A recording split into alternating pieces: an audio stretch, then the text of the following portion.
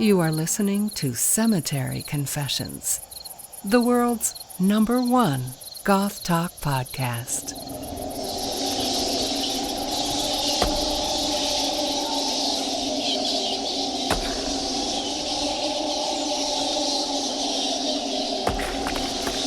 All right, hello and welcome to a new episode of Cemetery Confessions.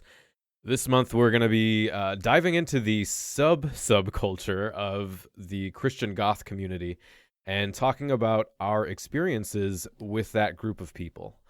Goth itself, as you know, is a-theistic in that it makes no positive religious claims. So one can ascribe themselves to any religious system or eschew them altogether without any kind of impact on their Goth identity. So it's not really abnormal to run into Goths who are Catholic or Protestant or any other flavor of Christian belief. That said, there exists, or at least used to exist, a community of people who explicitly call themselves Christian Goths, a label which denotes often, at least in my experience, and we'll get into that, conservative evangelical ideals merged with a Goth aesthetic. But how does this group of people fit into the broader Goth culture, and where do their values and social behaviors diverge from those of the broader Goth culture? My guests and I are going to be discussing this, our personal experiences as Christian Goths, and more on this episode. So as always, I am the Count, and I am here with my co-host Mark. Hello, Mark. Hello there. And we have a couple of special guests spending time with us this week, and that is Raksha. Hello, Raksha. Hello. And Chris, thanks for coming on. Thank you much. So what I do on every episode with our guests is ask for kind of your introduction to Goth or alternative culture when you were younger, to get kind of a backstory on how you ended up in the broader subculture in the first place. And then if you don't mind, please let people know where we can find your projects and stuff on the internet. So Raksha, since you've been on the show before and you're kind of a veteran at this point, why don't you start? Sure. Well, people may know me as many other names. I have been known as DJ Dirty Messiah. Most people in the Christian Goth world may remember me as Asher X or DJ Asher X. I still have a soft spot for that name. Sorry. That's how I remember you. Yes. Yeah. And before that, we'll just leave that in the grave. Sure. And my first encounter with the Goth culture in general was the Peter Murphy video, Cut Me Up. I fell in love with those cheekbones. Oh my goodness. I actually today just finished a cover of that song. Love it. Love it. Very nice. It's a great song. So I, and immediately after that, it was the cult She Sells Sanctuary. Here, just brief interjection about that song, since it also relates to the Christian Goth thing. I don't remember what year it was, but I was DJing a show at Wake the Dead, the First Church of the Living Dead, and Christian venue, and Ashton Knight from the Awakening was there, and he asked me to play some Peter Murphy, and I was like, I don't have any Peter Murphy because I was missing my other iPod, and he walked off dejected, and then I found actually that one song was the only song I had, and so I played it and he sang along to the song. So. That's awesome. So tangentially I knew of it, but I didn't know what it was, and I had a fascination with more than New Romantic, Adam and the Ants, new wave synth pop, and I became more aware after moving into JPUSA, Jesus People USA, and becoming really good friends with Jason Electric. And he showed me a whole new world, basically sneaking me to Nocturna in Chicago. And my eyes were about 10 feet wide. My jaw hit the floor. The first time I danced, I was asked to please not. And everybody starts from somewhere. Yep. And my experience with the Christian Goth scene was the Asylum, 2001 at Cornerstone. Yeah. So I guess that covers that. And where I can be found now, mainly on YouTube, the channel Raksha Moose. Easy spelling, Raksha space Moose, Moose.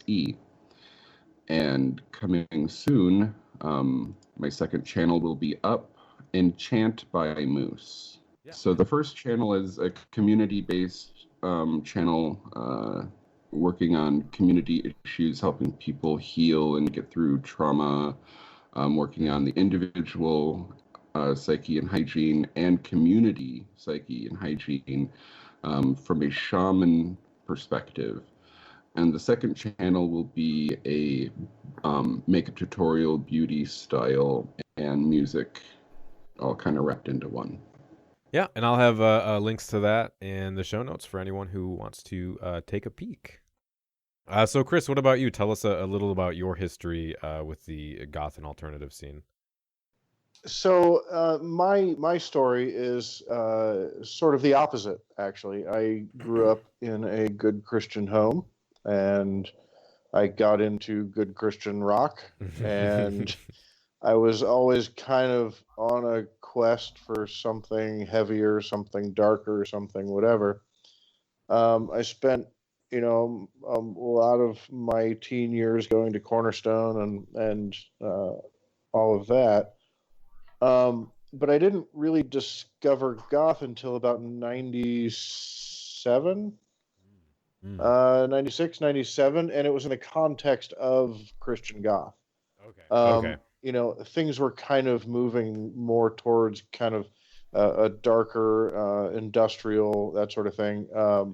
Yeah. Some of the early bands like Dedophobia and Global Wave System and a lot of the industrial bands, as well as Brian Healy, Dead Artist Syndrome. Yeah. A lot of that early stuff, and it was cool because it was something that I could identify with. Yet, I hadn't really branched out into the secular scene at that point. Yeah. And it was strange. It wasn't until I walked away years later that I got involved in the New York goth scene and the Philly goth scene, and with various music projects, ended up playing Dracula's Ball and a few other of these big events. I didn't know that. And we can. Cool. I'll tell about that here in a minute, but it was interesting because in '98. Raksha mentioned the Asylum, and the Asylum was initially a really great idea, and it was founded by a guy out of Milwaukee who was a good friend, and the Asylum was? Yeah, the Asylum was. Okay. It was founded by a guy named Joe Kopnick, actually. And he had a band called KTOM, or Killing the Old Man. Oh, yes. Yeah, I've heard of them. Yep. That was him, and he founded the Asylum. And it was meant to be a coffee house for all of the Christian kids who were into the darker stuff that got harassed by all of the more evangelical or more fundamentalist Christians. And it was just a coffee house. It was just supposed to be a coffee house where people could come and hang out if they felt like, they had nowhere else to be, specifically at Cornerstone. Okay, within the context of Cornerstone. Within the context of Cornerstone. And we'll probably have to explain what that was in the first place. Yeah, we should explain what Cornerstone is. Okay, so Cornerstone was a huge Christian music festival, and within this huge Christian music festival, there was a little goth tent, and that goth tent was called the Asylum. And for the first couple of years, they, the establishment of Cornerstone and Jesus People USA kind of hated us.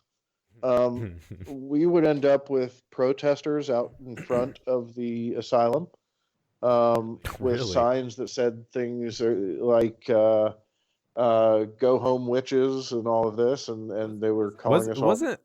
Wasn't Cornerstone like a bunch of hippies though? Oh yeah, absolutely. I mean, it was totally counterculture anyway. Yeah, which was weird that they were, some of the patrons of Cornerstone were protesting our counterculture.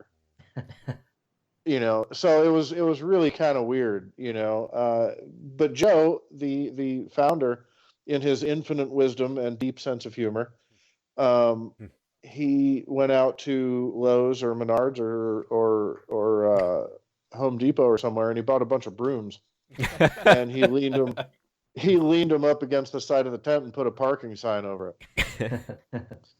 and that kind of got a rise out of everybody, but that's the way he was. But I went in 2002, I think was my last year with them and with everything, and I kind of walked away. You went after that though. I did. Yeah, okay. Oh yeah, I did. But you were involved in like leadership with the asylum, or? Oh yeah, in the early days, yeah. Oh, okay. Absolutely. But in 2002, things kind of went sideways, and I walked away. Joe was no longer involved at that point. Japuza had kind of had its fill of us and turned it over to some other people who turned it into some big giant ministry that it was not supposed to be. Okay, so let's before we jump into that part then, Raksha, when was the first year that you went to Cornerstone? 2001. Okay, and Mark, what about you? You never went. I never made it to Cornerstone. Okay. Yeah, my first year was, I think, 2004. I had a very similar experience to you, Chris, with as far as growing up in a Christian family, listening to Christian rock. The only difference was I was in '96. I was like 10 years old. So before we get to, I guess we'll just jump right into it. Oh, and Chris, where can people find your stuff online? Okay, so my primary, actually I have a couple of projects in the works. There's something new coming out. It's as of right now untitled, but I'll send you information when we get some things posted. But my primary current project is called Suspiria. Okay, good movie. And it's Syspiria. Okay. And if you just search that in SoundCloud, you'll pull me up. Cool. Yeah, and I'll link to that as well. So we'll get into our sorry, hang on, whiskey burps. Our kind of personal histories with Christian Goth. I'm actually interested to hear, before we get to you in 2002, what was kind of the mission statement, or the I know you said it was meant to just provide coffee. Was that it? Did it kind of grow? Was he trying to grow it from there to like have bands play and to do? No, actually. Okay. The most we ever had and the most we ever did was maybe like some acoustic stuff. And it was all provided by people who were sort of members of the asylum or the fringes of the asylum. So like in 98, I played bass for a band called Global Wave System. And we played at Cornerstone. And, we kind of came in and they wanted us to play a few acoustic songs or whatever. And it was pretty cool. And then other years they would have Alan Aguirre when he played with a band called Spyglass Blue. Yeah, I remember that. So there was a few a few people came in and did some things, but it was really loose. I mean, it wasn't bands. It wasn't, everything we did. Japuza would not let us have any power, electricity. Okay. So everything that we did, all of the coffee we made was made with like camping equipment. But if I remember, at that point, goth bands were still being scheduled in the event calendar, like Ava O, Rackets and Drapes. Eva O played Cornerstone. But those were not in the Asylum. That was no fucking way. In the correct. Yes. Oh yeah. Was that during her Christian phase? Yeah. all 5 minutes of it. When I showed up, kind of my coming to like the I'm home moment for me was 2001, walking in and seeing Audio Paradox and Sanctum and the side project Mago play on the huge whatever stage it was. So they were still scheduling these big name, at least for the Christian Goth scene, artists. And then that stopped. 2002, it was Judean Radio Static and I believe Spyglass Blue. Which is not a goth band to be. I only know a few of these bands that you're saying, but yeah, Spyglass Blues. And Judean Radio Static is more EBM, and the joke was tonight we're having an EBM darkwave night. The guy that was running it refused to call it a goth industrial night. Yeah, I remember that. I was there that year. Yeah, but that was basically the last year that they scheduled any kind of bands under that umbrella for a little bit. So, well, yeah, in 2008, there were several of us that played. I think The Awakening played. Yeah. Yep. My band played. Yep. Yeah. So did who was it? I don't even remember. Well, Leper always played, but yeah, there was played. There's a reason for that. Yeah. There was no, yeah, you're right, because I was there that year, and I'm trying to remember. There was another big one. I can't remember who it was. But Chris, I did want to ask you though, kind of looking back, because I know it's difficult to. I had a similar experience, and I'm not getting to that yet because it was later. It was after you guys. But what I'm interested in as well is kind of comparing the clientele or the people who showed up to these kinds of things with goth culture proper, or outside of the Christian community, and how what the kind of compare and contrast there was. Because with me it was very much a kind of a mall goth scene, even though at the time I had no idea what that was, or that it was a derogatory term, but that was kind of what the people that were showing up. Do you have any way of kind of comparing what you were seeing at Cornerstone with what may have been going on outside of that at the time? Well, yeah, absolutely. And it became very evident that at some point after about 2002, the majority of the people that were involved in the Christian Goth scene were mall goths, for lack of a better term, because I even hate using that term. But it became very evident because, they claimed, a lot of them, claimed, mission from God and big ministry, but they were afraid to go to the club. They claimed, and goth became, in that context, goth became a fashion statement. It became a piece of clothing, It wasn't even about the music at that point, because you'd ask any of them, "Oh, what's your favorite Christian Goth band?" and they'd name one of three that that they saw. So I mean, it became very watered down, very superficial. So Raksha, sorry, go ahead. Oh no, I'm good. So Raksha, I mean, I have a few thoughts here, but that's kind of where you come in. So why don't you tell us about your introduction and how you got involved and where that went? Well, just as much as 2001 was my coming home, like I really felt like I'm finally home. This is where I belong. When I returned to the asylum, that experience was just as much of an eye-opener, because I had already experienced Nocturna. I had already experienced a true blue, quote-unquote, secular scene. Yeah. Or an atheist, or non-theistic. Yeah, that's better. Yeah. Culture, an actual culture that had grown over a time.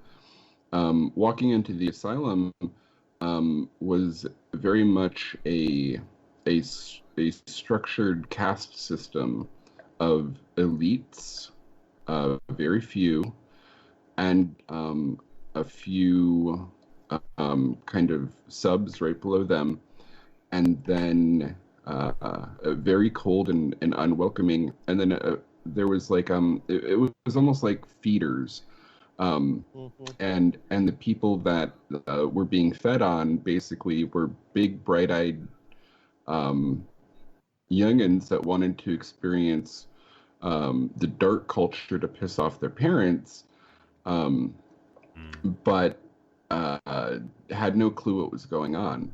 And essentially because that was my first year, I didn't dress the part. I didn't know all the Christianese, gothtastic language. I was shunned.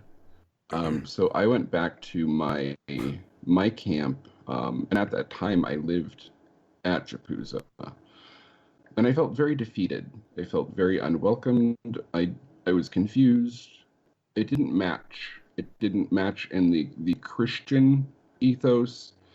It didn't match my experience in the actual goth culture. It was very counterintuitive to the entire thing. And so the next year when I came back, I had moved out of Japuza on 9/11, the 9/11. And I moved back in 2002 in the spring and moved out a couple months after. But I returned to Cornerstone with a youth group in the south side of Chicago. And so I had a lot more liberty, not having to work the festival. And I got to experience the asylum again. And that was a very different, again, experience. I guess management had changed hands. Things were a little more friendly. I was able to make some friends, and I guess the friends that I made were the upper echelon people, so I was accepted.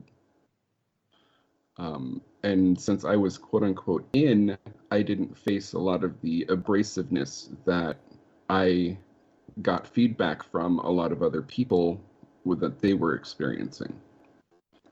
So then we take it the next year, and the next year, eventually the leadership role was handed to me. And I made it a priority that no one should walk into the tent and feel rejected. No one should walk in and feel like there's a caste system or there's elitism going on.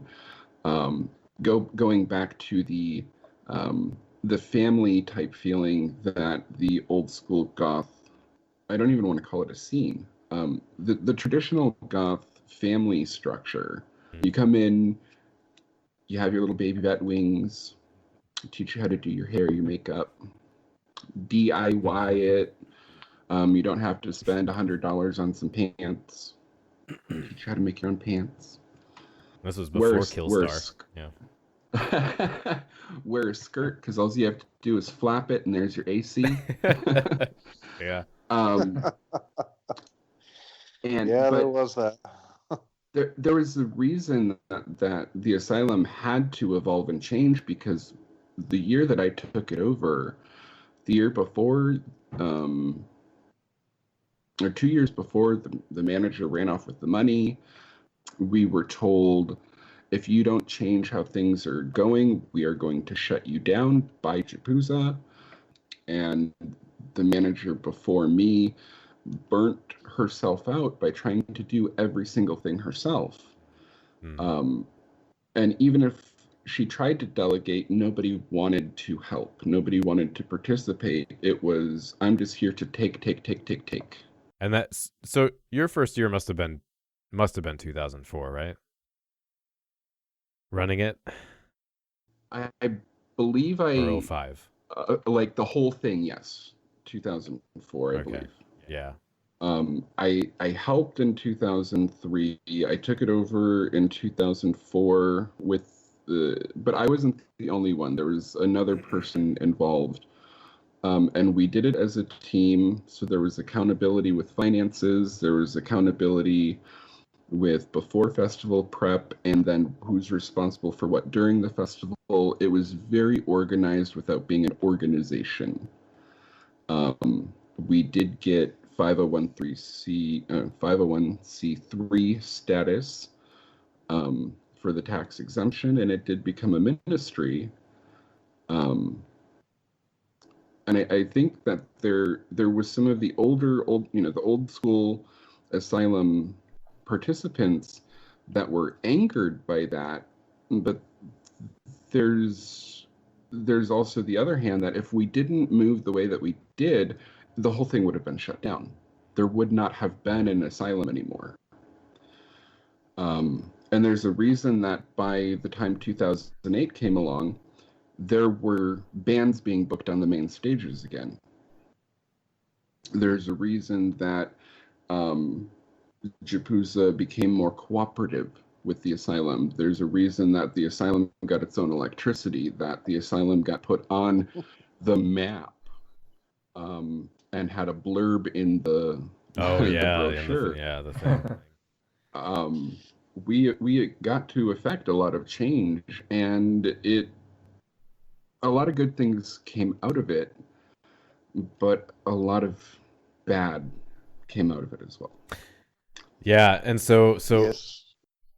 So my first year was 2004, and I have some pretty strong memories from that year. Everything else after that kind of blends together up until when it really started to get preachy and about evangelism, and even farther towards the end when it started, they were playing. First, they wouldn't let you play anything that had a swear word in it, and then they wouldn't let you play anything that wasn't Christian, and then it ended up being like worship tunes from the 90s. But 2004. I heard that they were blasting Keith Green all day. I wanted to kill myself. It was bad. So I came into it 2004. I had been wearing Hot Topic clothing for, let's see, if I was 16, it would have been a couple years. And I had no real exposure to, I was young. I lived in a conservative family. I didn't know. I saw goths at the mall sometimes, but I had no support system. I was very much a conservative Christian. And I discovered the asylum tent at Cornerstone on the third or fourth day we were there. We were walking towards the main stage, and it was the first time I saw it. And I saw this big fucking gothic, like cathedral looking sign that said the asylum in these spooky letters. And I thought, oh my God, I found something here that isn't just metal, that is going to blow my mind. And I remember the moment I walked into the tent and I saw boys wearing skirts, and there was lace and leather everywhere, and there were candles, and people were smoking these black cigarettes. And I was like, what? How did you even get a black cigarette? How is that a thing? And it just absolutely, at that moment, I knew like this is what I was looking for. And the rest of the time I was at the festival, I remember having staying up all night till the sun came up, having conversations with you, hanging out with people, hearing all this new music. That was when, they were still playing. Most of the music I remember getting played was synth pop and industrial, but that's probably because that's what I was into at the time. I didn't have, and this was another problem with the Christian Goth scene.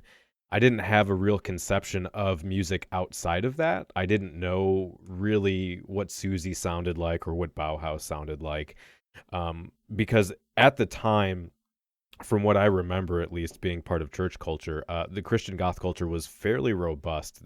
Outside of the asylum, after that first year I was there, I went online. I found ChristianGoth.com, which had a pretty active message board. I found other Christian Goth message boards. I found Wake the Dead, which was part of First Church of the Living Dead, which was a Christian Goth church in Decatur, Illinois. So I drove down there to visit them a few times. By the way, but yeah, after you're done. Yeah, sure. Yeah, and there was Christian Goth music, and so a lot of and this kind of fed into my sort of baby bat phase, which most and this was again pre how ubiquitous the internet is now. So access to information was not as readily, especially for something more kind of esoteric like goth was. So I remember specifically one year, it might have been 2005, they played the song If I Only Were a Goth. And they played that a bunch of times, and everybody loved it, and it was hilarious. But I remember there were a bunch of references in that song that I just didn't understand. And I would ask people, and sometimes they would explain it to me, sometimes they didn't know. And that was one of those moments where I felt like, okay, this is a song about what it means to be goth. I'm a goth, so I should understand what's happening, and I have no idea what's happening. And that kind of continued. I remember, I think it was maybe 2008 or somewhere in there. Justin, I think that was his name. Your ex. Sorry to bring him up. No, that's fine. It is what it is. He said I was an adorable baby bat, and which was true. But at the time, I remember feeling offended because I was like, I've been a goth for, I don't know, 6-7 years at that point. Was he. And I was like, I'm not a baby bat anymore. But I kind of was, because there was no, and the problem was, the longer it went on, the more and more goth culture went through this filter of conservative Christianity, and I only knew what was being fed to me, and it really ended up being problematic when I ended up being old enough to start going to clubs and things, and I had no idea what the fuck was going on. That was my problem too. Growing up, growing up in the conservative Christian, life, and discovering goth through that filter, through the filter of Cornerstone and through the filter of the Asylum. Yeah. When I broke away, I think in 2002, I ended up moving to Charlotte, North Carolina, and where there was a real goth scene. And there were clubs, and there were events, and there was a huge goth community, and I ended up immersing myself in that. Yeah. And I discovered that what we were being fed was, I don't know, they were feeding us hot dogs and calling it steak. It was just it was bad. Yeah. It was just bad, and I discovered so much music and so much, the people were just fantastic, and then from there, I went up to New York. I moved up to New York and Connecticut, and and it was even deeper there. Yeah. So yeah. I felt like I was starting at square one again, which was really frustrating. Because I felt like I had been calling myself this thing, but really it ended up being this subversion of something else, which I'll get into that in a minute. Go ahead. I basically equate it to what they were serving was grape drank and calling it Kool-Aid. Yeah. Right. Yeah. And it's the bargain brand. It wasn't. It was like the sub-basement bargain brand. Some guy out of the back of his van. Yes, very that. And I'm thinking back to when I first encountered you, Dan. I immediately had a recognition of you, like I don't want to get too like esoteric or too into the woo, but it was a recognition of greatness and of better things to come, and like a kindred spirit. And I do remember very, very specifically that first time that you walked in. You had a girl or woman on each side of you. Yeah, that's true. And all 6 eyes, again, it was like my experience just went pop. And it was that I'm home. This is where I belong. And it wasn't only with you, but I wanted to make sure that you were welcome, that you knew that what you were feeling was true, and that there was a future for you in the goth culture proper. And I think I recognize that as well, because I specifically remember a few people that I wanted to spend the most time with, and you were at the top of that list, because I didn't know at the time, but it felt like there was something deeper and something beyond what I was getting, which I didn't know at the time was just actually goth stuff, because I thought that's what I was experiencing. But you were introducing me to something outside of what was just happening there, and I wish there were more people like you two there to help lost Christian kids, but that's another story. Did you want to say something about Wake the Dead before we because there's so many other moving parts in this. There is Wake the Dead, there is the Gothic Christianity conferences. Oh yeah, that's right. I forgot about that. In Baltimore. Are those still around? No. Okay. No, thank God. There was. Didn't The Last Dance play one of those? The Last Dance. Okay, so yeah, that was an interesting story.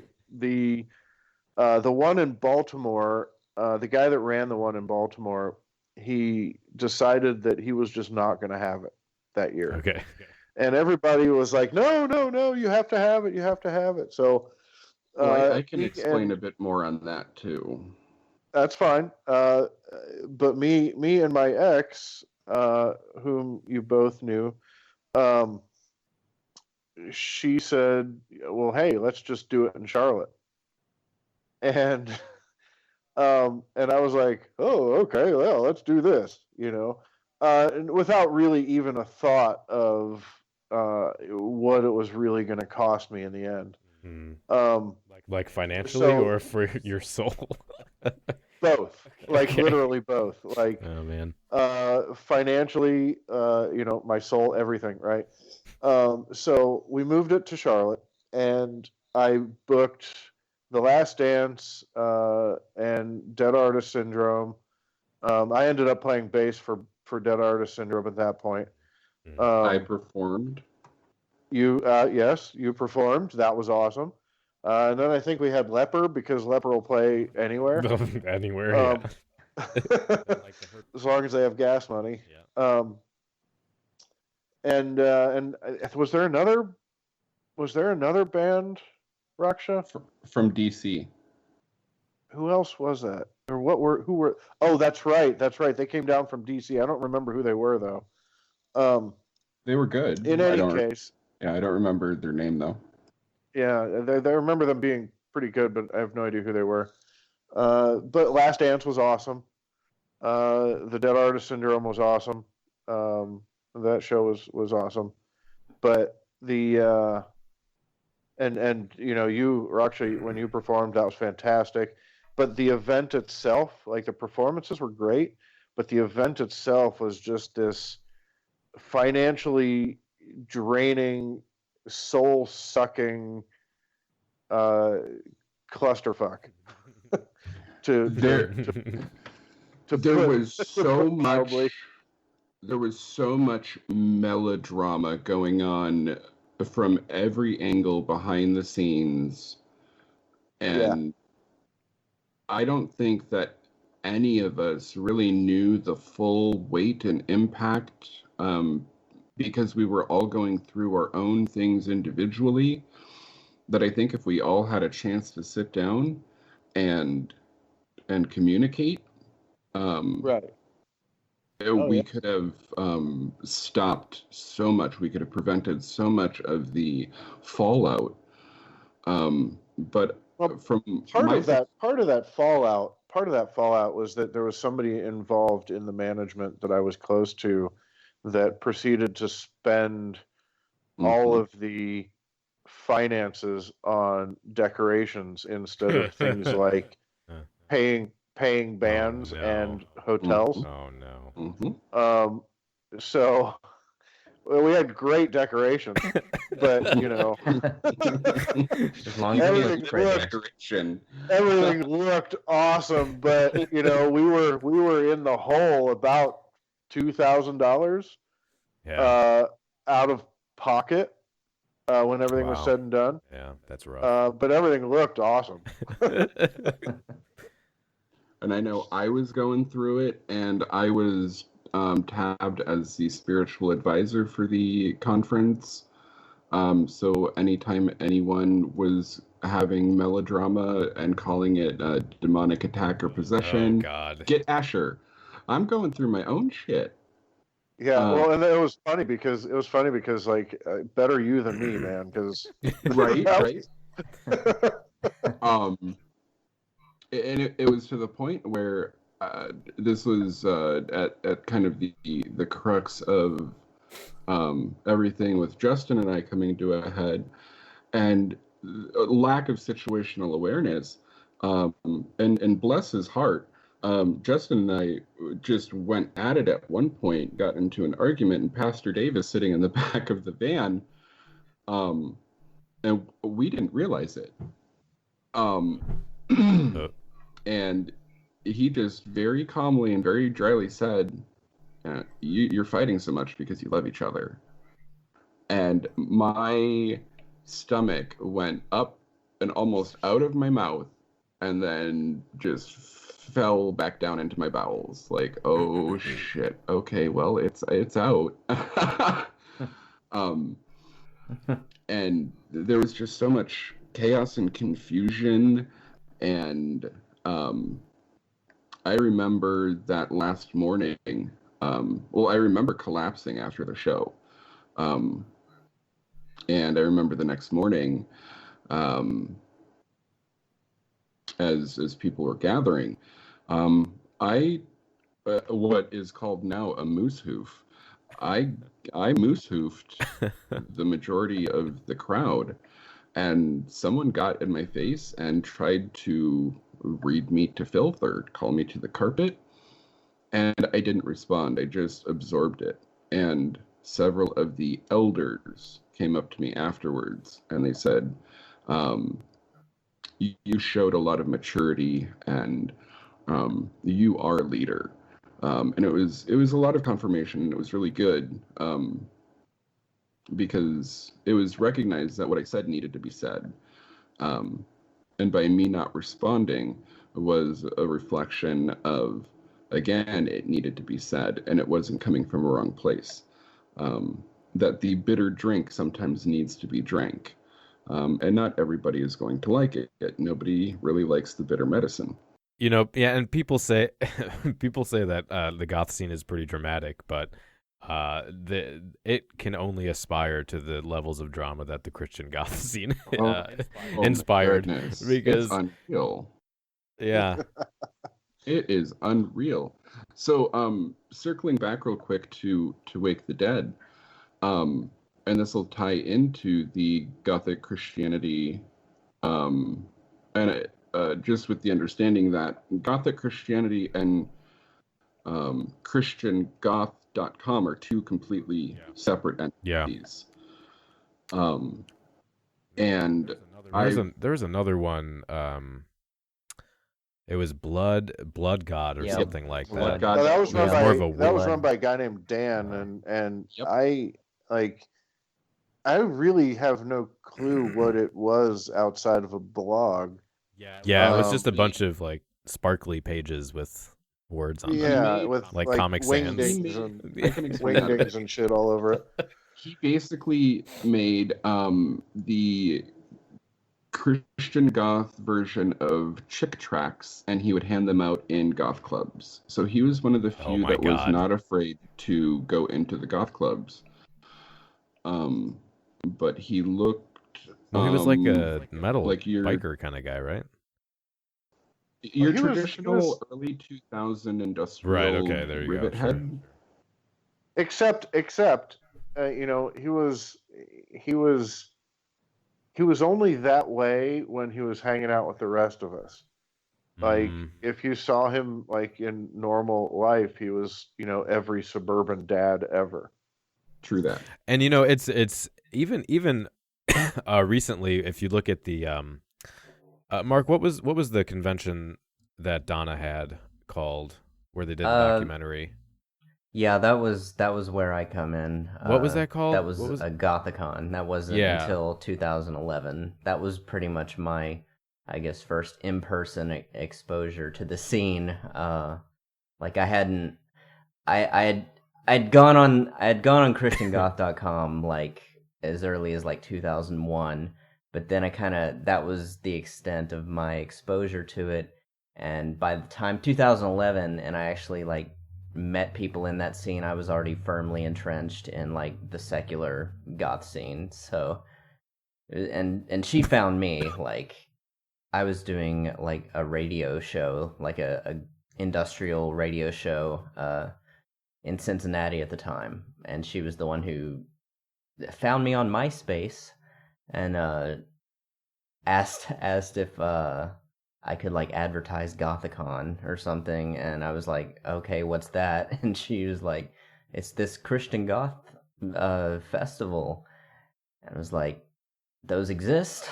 and she's like, yeah. So I was just like, well, what the hell? I guess I can go, because I mean, it's right here, so why not? So yeah, and it kind of brings me back to, and going back to Blood God and Dan, up until it reminded me of Gothicon, because you did start having, after a certain point when it was becoming very much about specifically Christian ministry, you had these people that were not goth or alternative being invited into the community because they were pastors or ministers or whatever, and then them coming in and trying to pretend they were kind of edgy to win souls for God. Edgelords. Yeah, and even I remember at a specific point, people started telling me about how great it was that I was involved because I could reach the lost, and people would listen to me that wouldn't listen to somebody in a suit. But yeah, so it I don't. What was that turn? Was it more gradual, the kind of progression towards we're not Goths getting together under a shared religious banner, but we're now specifically Christians? Yeah, we're Christians who happen to be Goth. Like, yeah, Goth or like black clothing. Like, when did that? How did that happen? Or was it always kind of like? Honestly, I think it happened about the time that the people who ran Gothicon took over the asylum. Okay. So, like 2006, maybe somewhere in there. When it really started to change. What I can share from my perspective, and this will kind of bring the Wake the Dead into. I keep wanting to come back to them. I forget. Yeah. Okay, so when I entered into the asylum. I shared that little bit, and then we found out when I actually became involved, 2002, 2003. We found out about the Gothic Christianity conference year one. My mentor, most people know her as Grandma Goth. Yep. And I'm being very careful and selective on names. I honestly, I don't care. But if you want to be obtuse for your own sake, then go ahead. For my own sake, yeah. Just to try to be respectful and reflective. Sure. So, her and I signed up to go to this year one, and my fiance at the time, female fiance, which is a story all in itself, also went. I remember bits of that story. Yeah.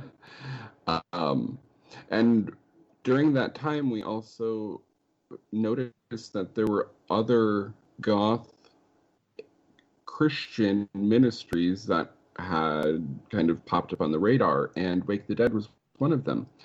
And at this time, they were a home group-based Bible study type of a thing. And we reached out to them, me and my mentor, and their response was so evasive and so bizarre. It was almost like they were afraid that we were going to show up and like beat the crap out of them or kill them. And so we had to go through several months, almost a year worth of communication to prove to them that we were actually who we said we were, that we were goth and Christian. And the evolution of that was kind of bizarre because and I adore Tiavi. Yeah, he's an oddball. Yeah. And another casualty of the Christian goth community, because he went to being a universalist to maybe, I don't know what he is now, but well, yeah, and there's a story about that too. Yeah. As things evolved, and he ended up living in the building. The basement had toxic mold, and he ended up getting toxic mold syndrome. There was toxic mold down there? Yeah. Oh my God, I spent several weekends in that basement. Fuck. Well, that explains so much now. So many people were decrying that I needed to do an exorcism or a deliverance on him, and I'm like, no, this is a medical issue. Demons. I'm looking at it, I'm like, there are no spirits involved here. No, the spirits are involved in everything. That's kind of a metaphor for the entire Christian Goth scene. Yes. And so many medical issues are being explained away by demons. Yeah. One of the funniest things that has come out of this whole entire thing is one of my friends looked at me and says, sometimes it's demons, but sometimes it's mold. And I don't know if it's because I hadn't slept in almost a week or, just so exhausted of the whole entire thing. I could not stop laughing. I turned purple. I pissed myself. Because sometimes it's demons, but sometimes it's mold. And it spiraled. The whole thing just spiraled. So there was a demon behind every corner. There nobody was taking accountability for their own actions because they were oppressed at the time. And even more than that, there was raging hypocrisy. Oh yes, raging hypocrisy. So going back to Gothicon 2011, we initially threw our hat into the ring to play at Gothicon 2011, and we were politely declined because we had started to. My wife and I, we weren't married at the time, but we lived together. How dare you? Yeah. Well, that's actually part of it. That's partly why I'm sure it was. we were Yeah. Oh wow. politely declined, is because A, we were living in sin, and B, we had Mhm. started to kind of deconstruct from Christianity. Yeah. But yet I was still fond of some of the people and so on and so forth. Yeah. But we were at one point, I was potentially going to play with Bridge Shadows. Oh fuck! I forgot about Bridge Shadows. Yeah. Oh yeah, and I actually still make music with Ken. We're actually working on a new release. Interesting. Um, He's we're very working on a new conservative release. still. Well, he is, and him and I are actually on kind of opposite ends of the spectrum. Yeah, that's yeah. Politically and religiously, but he's still, my best friend. He is a sweet guy. Yeah. And we still, make music together, and Yeah. it's funny because That's we get cool. along really well. That's really cool. But though. we were gonna play. I was gonna play potentially with Bridge Shadows. Coriolis, I think, did a show at one point, Yeah. or was going to. And Jonathan actually was my keyboardist for the Dracula's Ball show in Philly. Oh, really? Right there, yeah. Huh. Jonathan came down and he was my keyboardist. Ken from Bridge Shadows was my keyboardist for. We played an event called Wicked Fair. And Ken, huge. Just really quick, so people know, Ken was in the Wedding Party, which was he was one a of keyboardist for Wedding Party. One of the like really big, well-known Christian Goth bands of And back it in like the day. kind of splintered into like several different bands, didn't it? Savior Machine and yeah. They also played 98 with Ava O and Rackets and Drapes, if my memory serves correctly. Absolutely, they did. So we were going to do that, but they politely informed us that we were not welcome because we were living in sin and we were not up to their standards of Christianity. Yeah.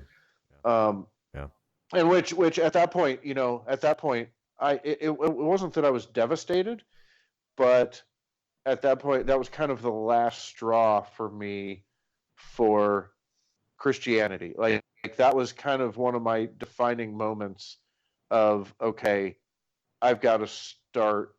I'm already sort of starting to deconstruct here. So I really need to reevaluate who I'm surrounding myself with, Yes.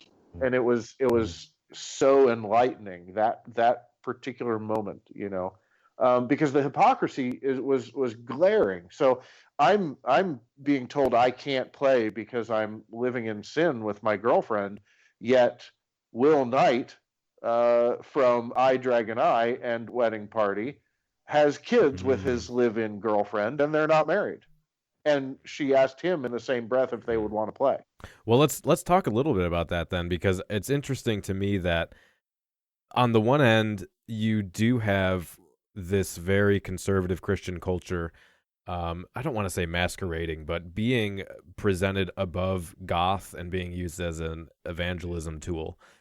But on the other hand, for me, especially in the early days, I found the Christian Goth community transgressive in the context of conservative Christianity, because even just the simple act of guys wearing eyeliner or skirts or I don't know, it seemed to me at least that being gay was more accepted than it was in a Christian church, that kind of thing. Yeah. Well, and yeah, I want you guys to speak to this, from your experiences, but it did seem, at least to some degree, transgressive in its own right.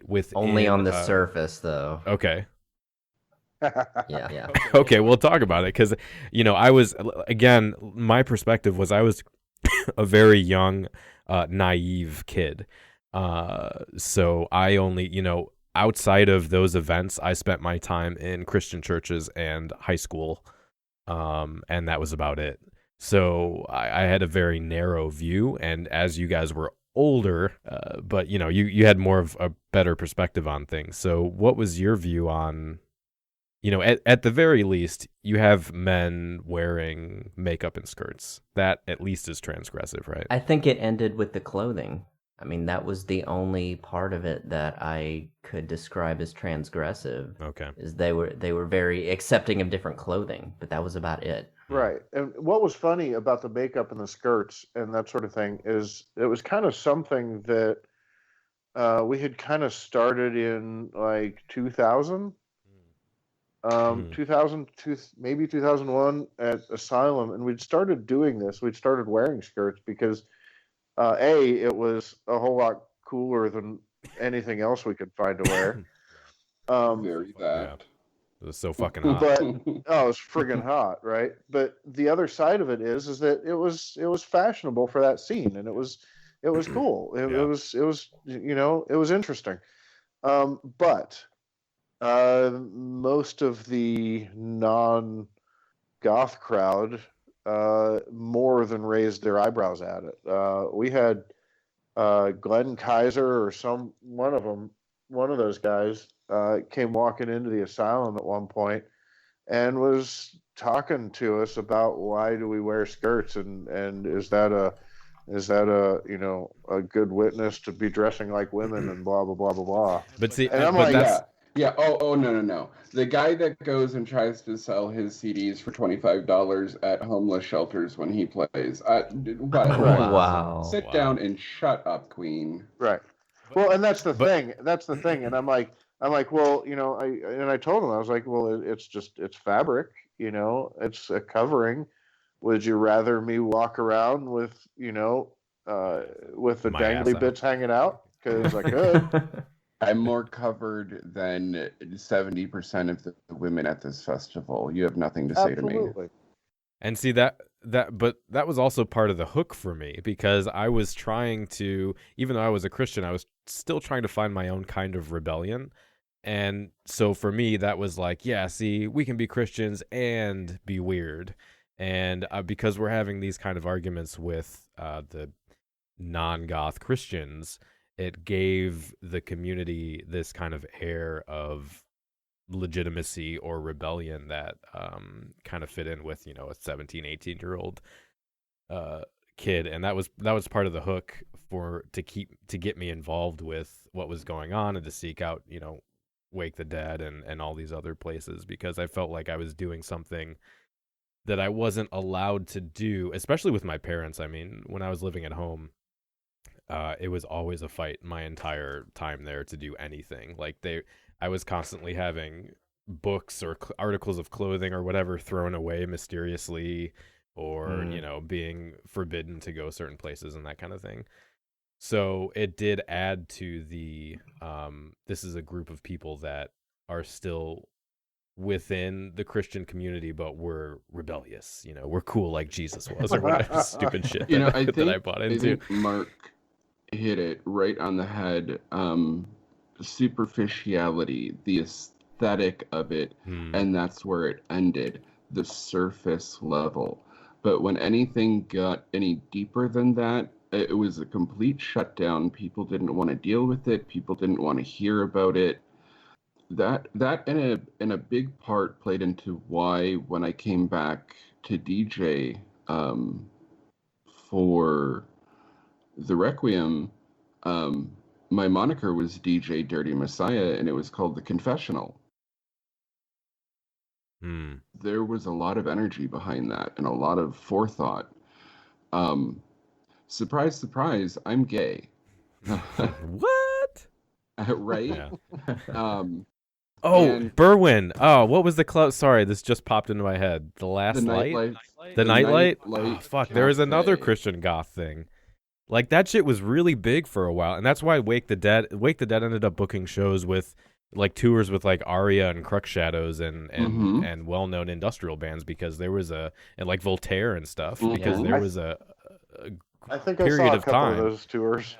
And yeah, that, I DJ'd for some of those tours. And Really? that was when I said the youth group from the south side of Chicago. That's the youth group that. Okay. Yeah. So when I entered into ministry, for those that didn't know, I was a pastor. I could marry and bury in Illinois. And Don't check his It was backyard. no, it was no secret that I am gay, and it was nothing that I chose to hide. Um, there was a lot of pressure for me to go to, and I forget the name of it now. There was a speaker a lot every year, pretty much at Cornerstone, the big gay conversion camp. Oh no, was that there? Wow. Oh, Yeah. I Yeah. completely missed that. Yeah, and my mentor brought me to the speaker event a couple years in a row, and there was a lot of push for me to go through that. And I told her flat out, I don't have a problem. I don't have the finances. And there was a lot of animosity towards me that the narrative kept being twisted, that I refused or I was being defiant or whatever it was at any given time to fit their narrative. But what ended up happening was that particular guy that started that program ended up coming out and saying that he apologized. He said that he was sorry and that he realized that it was wrong and that it was ineffective. That it did more damage to the human, to the spirit, to the psyche. Yeah. And there was so much, again, melodrama, and I make the distinction between drama and melodrama because drama is what we all experience in our daily lives. We're in a hurry and we knock something over. That's a little bit of drama. We get caught on the freeway. We're a couple minutes late to work. That's drama. Melodrama is the bullshit that people create for no other reason than just to have extra. And the melodrama in this Christian Goth bubble, these echo chambers, just became so severe and catastrophic. And it got to the point for me as a gay individual, even though I was transparent about it, I didn't choose to hide it. I wasn't necessarily screaming it from the top of the tent or doing public announcements. Attention, I'm gay. Yeah, I'm gay. Doing the march down the street from Kids in the Hall, brain candy. But by the end of it, it became such a problem that I was told that I needed to retract that statement or that declaration, that openness, or I needed to say that basically that I was cured by the Holy Spirit, and I refused. Under the basis that I was not going to be disingenuous and I was not going to lie about what God did or did not do for me to fit, again, a certain narrative. And my history ended in 2008 at Cornerstone in a very spectacular fashion. I was there. You were performing, I believe. In fact, your tenure ended in a spectacular fashion during my show. Yeah, and I watched the entire thing from the stage in the middle of a song. It was, and I knew exactly what was going down, but I had a show to finish. So. Yeah, well. A consummate professional. Yeah, that's right. So tell this, give us the story. So, what had led up to that is there's a lot of history that goes into this, but the Cliff Notes version is I was given a choice between shit option A or shit option B, and I had been eating from shit option A for too long, and I knew that I would emotionally crack. And I was staying with a particular individual that was well known at Cornerstone for feeding all the children, and the agreement was that I stay there, and this also included another individual who would stay there. We would take care of the house and the property and the dogs while she gallivanted all across the country. The breaking point was being left for a month alone in the dead of winter out in the middle of the fucking country. The water pipes froze. There was no running water. There was no fuel for the heat. So there was no heat. Feet of snow. No fuel in the vehicles, and no food. And I was left there. I was just left there. Wow. The agreement was she was supposed to be paying my credit card bill that had kept me alive for a while. And again, I would take care of everything while she did whatever she was doing. So when shit option B came up, I said, okay, well, I'll do that. Which meant that I moved to Bushnell. That ended up being my biggest mistake. Well, I had a nice time. Yeah, when well, I yeah. visited, I When did you have a nice time. Oh, I had Yeah. a nice visit with you for about an hour. Oh no, it was better than that. It was a good. I have fond memories of that. Just saying, but that's a whole side story. So, Well, was that before or after the police showed up to take me to the psych ward? well, before, but I mean, it was a whole day. We had a whole good day together. And you know, to just be very blunt, I was in a relationship with someone. I was not in a right frame of mind. I was at the same time being sexually assaulted repeatedly on a regular basis, and I cracked really hard. I had performed in Berwyn,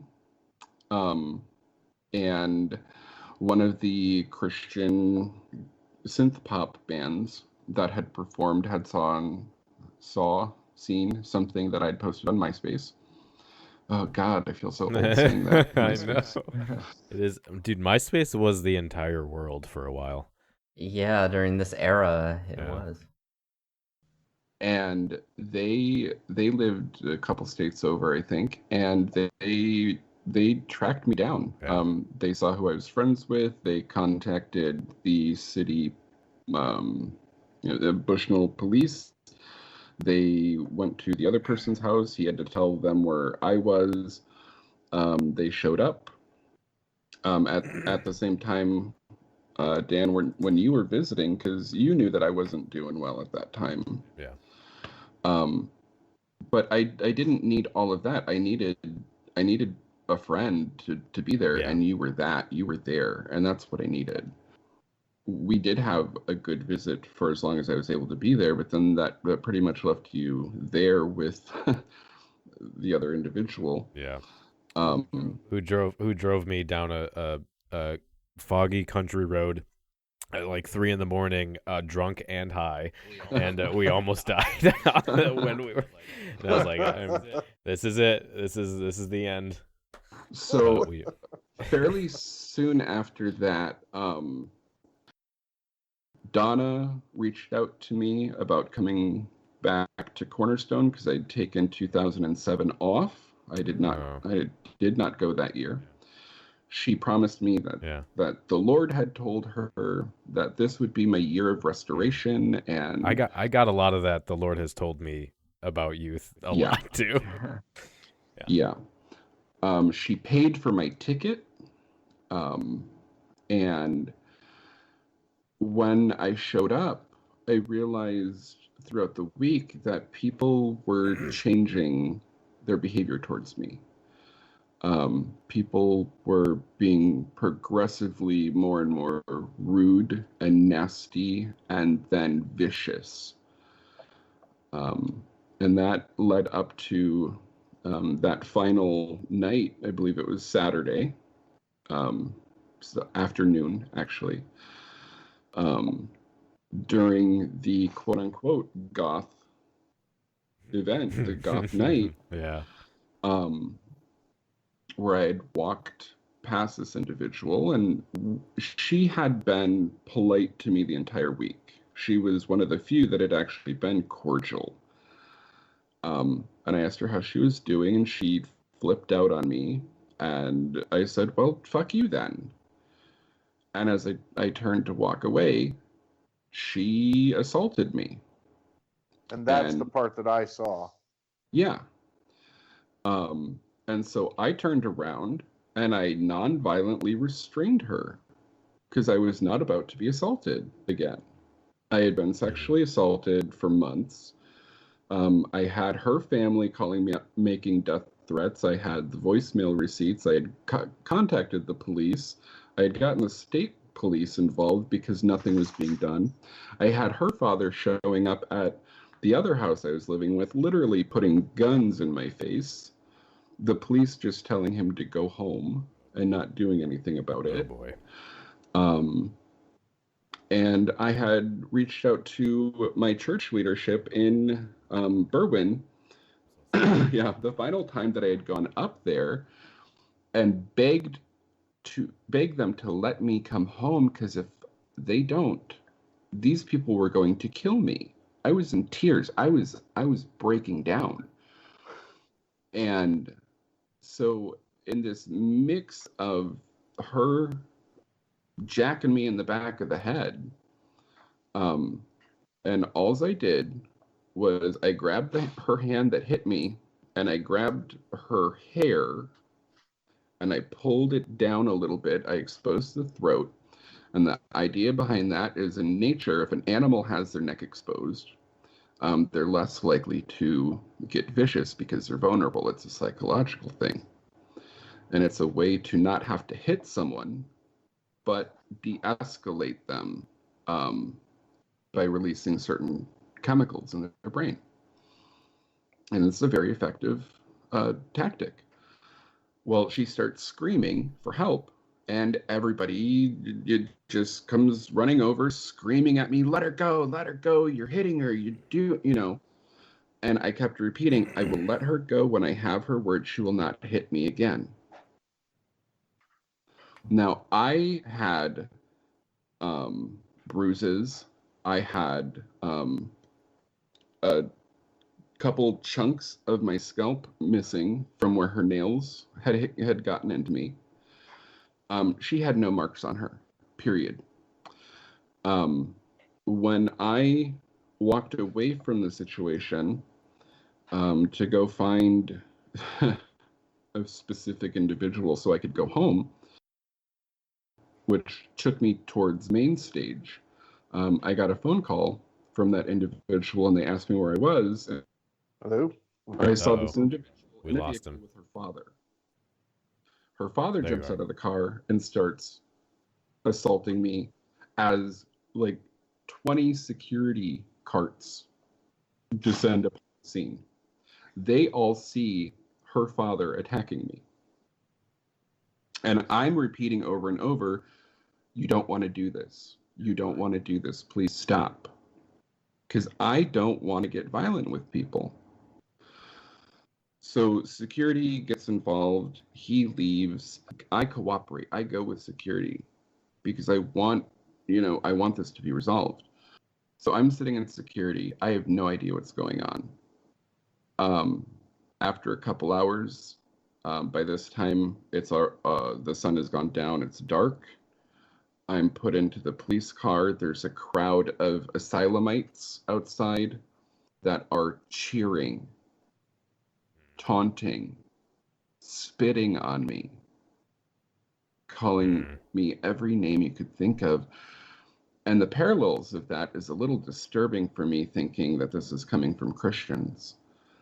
And also, and how quickly these people turned against me. What I didn't know is that a whole entire week, this had been basically spreading propaganda against me the entire week, had been telling people that I had been abusing her and starting a drug and sex cult in Bushnell, and was manipulating her and doing witchcraft, and so she brought the woman elders from the asylum over to the apartment, and they did an exorcism, Oh a boy. cleansing. I was like, this has to come back to demons at some point. Of course. And they all saw the spiritual gateways that I had opened, except maybe perhaps they should have looked in her big steam chest that had, you know, the Ouija board and the tarot cards and the quote unquote demonic sigils and the, you know, casting runes and all of that that were from her. Now, I have no qualms about people that do whatever they're going to do as far as magic and that kind of stuff. But don't do that and then say it's me and bring all these other people and tell them that I'm doing this to you when you know that I've been going through this for months. So it boiled down to, I was put in cuffs. I wasn't read my rights. They refused to talk to security when I said that I wanted to press charges against her father. This is a family that when I had told the mother that if her son didn't stop cooking meth next door with children in the house, I was going to have the children taken away. I mean, this was a very involved situation, and it all just hit that broiler point that last day of Cornerstone. And it fit a pattern of a family buying themselves into a leadership position in this ministry. And because I was not afraid to speak up or call it out, I was taken out. I was just fucked by the long dick of the law. Yeah. Absolutely. I was sitting there in a chair with the cuffs. I told them don't use my personal money, which they did to bail me out. This was a Sunday, so they had to bring in a special judge.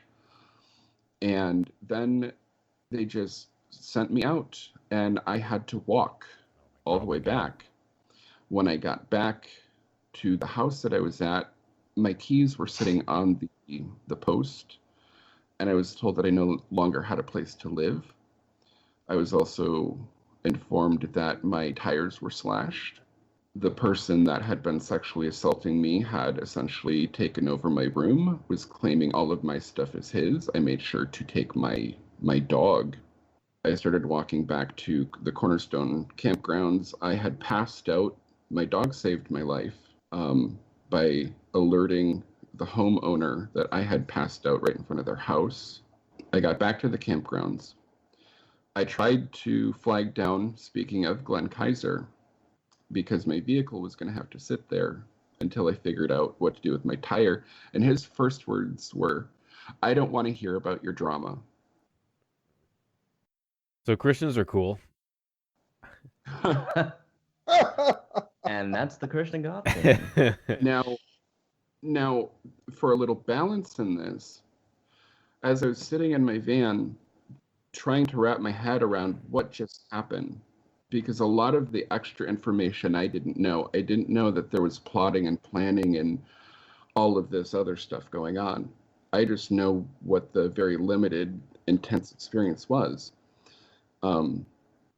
There was a van of older hippies sitting around a little fire thing that they had created. And one of them came over and knocked on the van window and said, "Hey man, you look pretty rough. Are you hungry? You look like you need a little love." And they fed me and they got me through that first night. It was just me and my dog and my van, and I had to get out and I had to restart. And at that point I was broken. I was completely broken. I had two people, Dan, you're one of them, and I had one other person from that entire era that stuck by my side. But I'm not including you, Chris, in that because at that point we weren't exactly Because close. fuck you, Chris. No, I'm just kidding.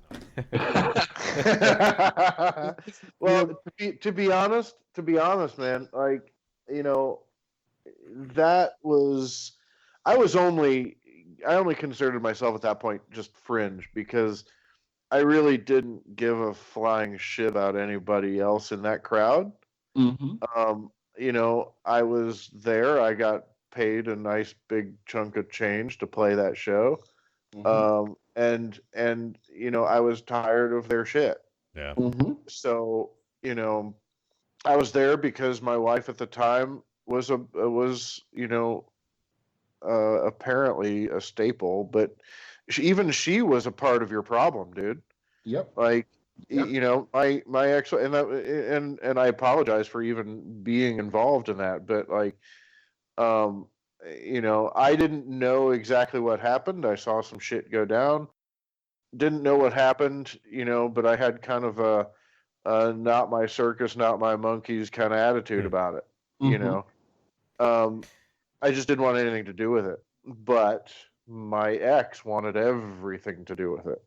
Yeah. So, you know, and for that, I mean, I apologize for that. You know, maybe there's something I could have done, maybe not. I don't know. That was a long time ago. But you know, I did enjoy the time that we spent together, and I never once looked badly on you for any of it. I kind of felt like, you know, there's two sides to every story, and the answer is always somewhere in the middle with demons. So, Or sometimes it's mold. or sometimes, you know, sometimes it's mold, you know. So, you know, I just kind of walked away from the whole thing. I just couldn't take it anymore. You know, I couldn't take the drama. Yeah. I couldn't take The melodrama. the melodrama. Yeah. I couldn't take the demon around every corner. I couldn't take the, you know, I was just done, you know. So move. And, Sorry, do yeah. you want to finish? No, go ahead. Yeah. I was done. So moving past that, then I don't know exactly how involved either of you are in goth proper now, as far as local scenes or anything like that. But do you think, kind of looking back and now, that is there a difference between goths who are Christians and then this group of Christian goths we're talking about? Because it seems, at least to some extent. Absolutely. Yes. Absolutely. Absolutely. If I may, just fresh off of what I just shared, my experience from out in the wild, I'll say, in the goth proper scene, people that identify as Christians are not like this, generally speaking. Yeah. And I will make that clarification. I'm speaking in generalities, because in every place you go, you'll experience the nicest of the nice and the worstest of the worst. Yeah. So people that identify as Christian in the goth proper scenes tend to be genuine, tend to not wear it on their sleeve as they're smacking you in the face. I mean, and tend to go ahead. Yeah, there does, like, in my recent experience, there does still seem to be people outside of these different communities we're talking about from the past. There does still seem to be a kind of conservatism theme running through their ideologies. And I mean, we all kind of do this. We all merge different parts of our identities that come from outside of ourselves. Like, for example, there's that book, Goth Craft, which is kind of a crossover between Wicca and Goth, and kind of trying to merge those two. So to a degree, we kind of all have our own personal ontology, like our own identity, where we take values from the different communities we're involved with, the broader culture, our families, our jobs, and things like that. And we want to merge those into one cohesive identity, even though those cultures may be even mutually exclusive. And I guess I think that the important part here is to and what was missing from the Christian Goth, this group specifically we're talking about, is to be able to identify the difference between individual identity as a kind of amalgam of like ethics and ideologies from a bunch of different places, and conflating that with groups that exist outside of ourselves, and trying to merge those other groups into their own like singular belief system, which I think is kind of what was happening here, and what That was the source of like the melodrama, I think. Right. And Yeah. the biggest thing I noticed, the biggest difference that I noticed is that, out in the wild, so to speak, if you're at the club, or if you're at a con, or if you're at a whatever, and you can talk to any random person, and you might find out what their religious beliefs are, maybe. Mm-hmm. But it's so important within that particular Christian Goth scene that your beliefs be specific. And like, but out there in the wild, nobody gives a shit. Like, literally nobody gives a shit. Catholic, Protestant, Wiccan, Druid, whatever, nobody, atheist, nobody gives a shit. And it's that is what's normal. And so, and that's the way it should be. Nobody should give a shit, but you kind of, when you immerse yourself into the Christian Goth scene, and it's such a weird thing. It's making the distinction between Goths who just happen to be Christians and Christians who apparently pretend to be Goths. And it's such a marked, noticeable difference between the two. Goths who happen to be Christians, they don't give a shit if you're Wiccan or what. It doesn't matter to them, and it shouldn't matter to them. But it's so important that your beliefs within that Christian Goth scene be very specific, very, and it's so denominational almost. It's almost its own denomination, its own subsect of Christianity that was formed over, 10 years or so. For me, I walked away absolutely astounded on a few things. It was like looking at calm waters on the surface and not seeing the multiplicities of sharks right beneath the surface. And it is my very strong belief that because I started speaking against quite a many things, and I refused to go along with very specific narratives. Example, God healed me of the gay, that I was taken out. I was taken down because I refused to be silent. Example, 2006 was the last year that I managed it. And at that point, it had again been turned from you're going to get shut down to commanding respect from Japuza. We had electricity. We were on the map. We were in the program. We now had our goth bands back on the main stages. And 2006, when I said that I needed to step down, I needed to at least take a break. And the gay thing came into question. That was their excuse as to why I was no longer there. And yet they wanted to put my ex as the manager the next year. Yeah, that was really weird to me. Holy hell. Like, what? Wait, what? I raised holy hell. Because not only that, but the other person that they wanted to pair him with was having all sorts of what they would consider inappropriate sexual liaison. Sodomy. Thank you. So... I mean, it wasn't a secret. Love me either. Some sodomy. Yeah, sorry. Go ahead. So, why is it wrong for me, but completely okay for him or her? And what it boiled down to is, he's more likable. He's cuter. Oh God. People like him more. Total aside, I was just thinking about the whole Christian thing. It's kind of funny to me that a lot of the like t-shirts and media and stuff I would see coming out of Christian culture at the time were rip-offs of mainstream culture, and they would just make it Jesus-y. Got Jesus. So you'd have like the Coca-Cola logo, and there'd be some kind of Christian saying on it or something. It's kind of funny to me now, because if you watch goth YouTube, it's kind of exactly the same thing, where you have goths parroting mainstream YouTubers and just making it goth, and there's no originality there, which is something I hated about Christian culture, because I was like, dude, come up with your own shit, like be creative. But now you have the same thing happening with goth YouTubers, but that's like a totally other thing.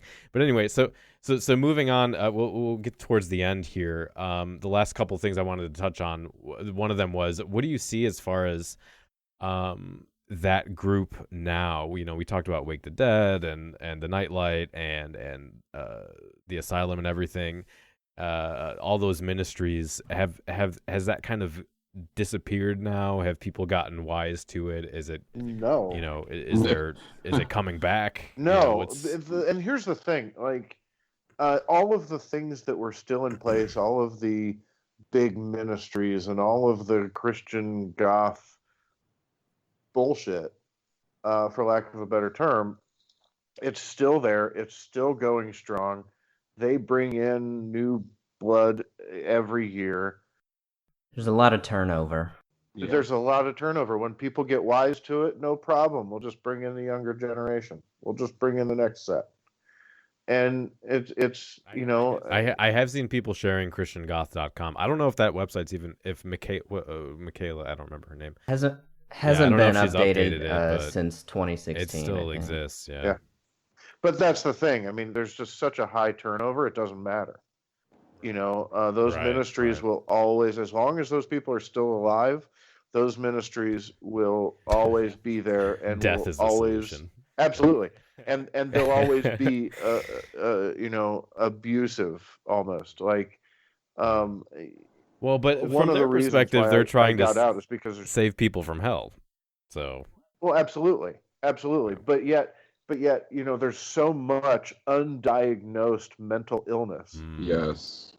Within that crowd, and it all boils down to pray harder, exercise your demons. That is really so on and so forth. Yeah. And nobody's willing to take a little bit of lithium. Or or get diagnosed. Accountability. Yeah. Or have some accountability. Why take a pill and get diagnosed with something real when you could just pray about it and call it demons? Yeah, there so was. It's this thing, and that will never, ever, ever die, ever. So then, so we'll close with this then, unless you guys have any other anecdotes. I have one more. Sure. Is it a fun anecdote? Maybe to some people, depending on your type of humor. One of the things that I said near the end is, and this got me into a lot of trouble, is being very blunt about talking about spiritual masturbation. My favorite type. And you used that term at one point from the stage, if I remember right. Did you really? Oh, and no. Oh my God. I spoke about it. You can't say the M word. Yeah. You gave it. You gave gives a new talk meaning to come as you are. You totally gave a talk when we moved that goth event to Charlotte. Yep. You gave a talk from the stage, and you used the term spiritual masturbation. And like all of the leaders, I thought it was funny as shit. But, all of the leaders were just up in arms because you said masturbation from the stage. The only sound you heard in that room was the slamming of assholes. Oh, absolutely. Absolutely. Everybody in the room puckered. And I'm sitting back at a merch table just laughing my ass off. And to kind of buttress with that, pun intended. This whole fight for life and pro-life. Yeah. One of the things that I started... There was a lot of that. Oh, yeah. One of the things that I started really speaking up for near the end is there's all this prayer to end abortion. Physical abortion will never end until the church stops spiritually aborting its own. And my popularity continued to decline with the combination of those two messages. I can't imagine why. Yeah. Yeah. So in their eyes, I could see why they wanted me out. Because if you speak the truth, the Pharisees and the Sadducees are sad, you see. Oh God. But that was bad. That was bad. So the last little bit here is just, and Chris, you kind of spoke to this already, but how has, both from a spiritual, or I don't really like that word, to be honest, but a religious perspective, and just your personal identity as either a goth or part of something else, how did your involvement in this whole thing impact that, and impact kind of your journey of finding yourself and finding your group of people, your tribe?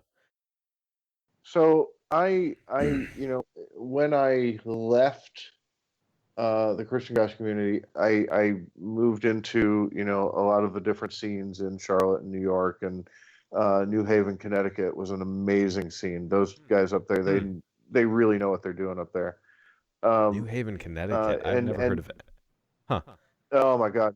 Okay. If you ever get the chance to go up to the Northeast at all, you have to visit. There's some nights you have to go to. There's a night in New Haven, Connecticut called Ulteria. Okay. And you can look it up on Facebook or whatever. And they've been running for about 15 years. Oh wow. I mean, they're one of the longest running nights up there. And Stimulate in New York is fantastic. It's run by a guy named Chris Smack, and who also runs one of the largest fetish events in the country, called Smack, actually. But there's a lot of those great nights. But at some point, I stopped necessarily considering myself a goth, or considering myself a punk, or considering myself, any of these things. And I just started, moving between the tribes. We're still heavily involved in the goth scene. In fact, we actually had a goth house party here last night. Oh, nice. My wife is an amazing goth industrial club DJ. So, we do shit at our house a lot, but it's kind of a cool thing. We're still involved in that. We're still involved in, the punk scenes and whatever else, and I find as I get older that I just love all of them. I love,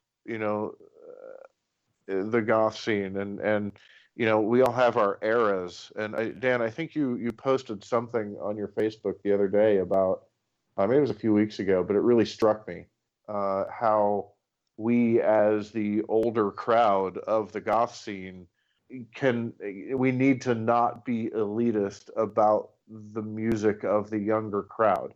So yes, we're, goth to us is the Bauhaus and maybe the Susie and a lot of these bands, and even into the 90s and the 2000s, with some of the other bands like And One, or even newer stuff like Imperative Reaction or Necessary Response, or any of those guys. So and that to me is kind of what goth evolved into. But then there's a bunch of these newer bands that I don't even have a fucking clue about. Yeah, because you're old. Yeah, because I'm fucking old. Yeah. And I, but I hang out with some of these young kids, and they're dear friends of mine, and They're like, oh my God, have you heard of this band, this band, and this band? And I'm like, Yeah. hell no, I haven't heard of them. But it's good music. It's not necessarily in my little box, my little mental box of what is goth, but to them it is. And that's okay, because that's where it's going to evolve. And I need to not think about it in terms of, goth is whatever fits in my little box. Yeah, it's So, I guess for me where I bounced off the Christian Goth thing was, whereas you said it was more of a religious kind of mental check for you. For me, it was a cultural check, because I and first of all, I applaud you for what you just said, because I do think there is too much of this people trying to say, well, I want to be goth, therefore I'm going to try and fit everything into goth, rather than people saying, you know what, I just want to be myself and I don't necessarily need to label it. And I think that's the important thing. People should just be themselves and not worry about what everyone else thinks. For me though, absolutely. I goth is I'm gonna be goth till the day I die, and that's my scene, and that's my community. I would be really surprised if you got, went out to the barber shop and you got a normal haircut and put on a damn polo shirt and some khakis. I would probably shit myself and die. Yeah. I might do it just for that, though, to be honest. So, but, so I bounced off of it, because as soon as I started being old enough to be able to get out, and I could convince my parents to let me go places, I realized that actually, that moment in 2004 will always be a formative moment for me. That will always be the beginning of something. But discovering life outside of that community for me was like, okay, this is where I want to go, and this is what I want to learn. And I'm already way behind in discovering that culture, because I was cut off from all of the unsavory elements of it that weren't Christian enough. And so for me, I deconverted from Christianity maybe almost 3 years ago now, for completely different reasons outside of that community, because I had basically left it because it was immature to me in its perspective of what goth was, and I wanted to get involved in that culture. So that's where it was something. It was useful at the time, because if I hadn't found the asylum, I would have not found anything, just because of the lack of internet and the family I lived in. But once I actually found what actual goth clubs and communities were like, I jumped right into that and left, and I became one of those, I'm a goth who is a Christian. Right. And I didn't necessarily, there was some crossover, I still had some of those holdovers of feeling like I needed to merge my identity as a Christian with the values of the goth community and find like the spooky Bible verses or the dark, or try to chapters of the Bible verses as having a goth meaning, or yeah, like Lamentations is so fucking goth, man. Stupid shit like that. But in large part, that's kind of where I bounced off. It was the goth cultural thing. And so Rashka, I'm interested what your journey out of that was. How did that impact either your religious beliefs or your cultural identity? Well, for me, everything came to a head in 2008, and it was kind of like a handing the torch to you in a way, because it affected me in such a profound way that I walked away from everything. I walked away from music. I walked away from DJing. And that was the year that you really took off as far as DJing. Yeah. And I noticed that you started DJing at a lot of the same places that I was DJing at. So it made me happy to see a positive come out of that whole dumpster fire clusterfuck of a mess. And it took me several years to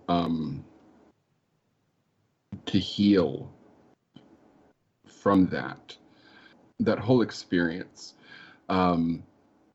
I was a youth pastor in Florida for about a year and a half, and that ended not as negatively, but it was one of those, everybody was happy and excited when I gave the good messages, but when I had to speak a hard truth, of course, nobody liked it. And I had to walk in one day and say, "Here's the keys. I'm not going to just be a yes man. And if this continues, the doors will shut within 3 months," and they did. Um, and that was the final nail in the coffin, I guess. I remember that you had reached out to me. You basically pulled me out of retirement, as far as DJing, and I'm very thankful for that, because that reinvigorated one of my passions, and that's sharing more obscure or lesser known bands or music in the outskirts of the quote unquote scene. So Yeah. And you introduced me. I mean, it goes both ways. Both like early on and even after, you did introduce me to a lot of artists that I was like, oh shit, I love this. Like, I need to find out more about this. So when I walked away from the church, the church and Christianity, yeah. I went back to my native roots and I picked up the shamanic path. And I eventually became shaman. And I've been tending to community since. And it's akin to pastoral care, but it's getting back to more of a natural balance and center. And I guess the closest correlation to it is Jung, for those that are into psychology. The shadow self and the net positive and the net negative, positive and negative consequences, really talking about the seventh generation principle, that each action that we have or do impacts not only us in that moment, but it has a ripple effect down the line. So that's where I ended up as far as that. And as far as music, I have not been creating music just due to lack of equipment. But I will be DJing soon again. As far as the local scene, there isn't really a scene here. There is one club night that was pretty regular I DJ'd at a couple times. After that, it was like, okay, I wasn't at a health-wise, I wasn't at a good point to keep going out and doing it. But I love the goth culture, but I found that I'm more, again, attracted to the synth pop, synth wave, new romantic color.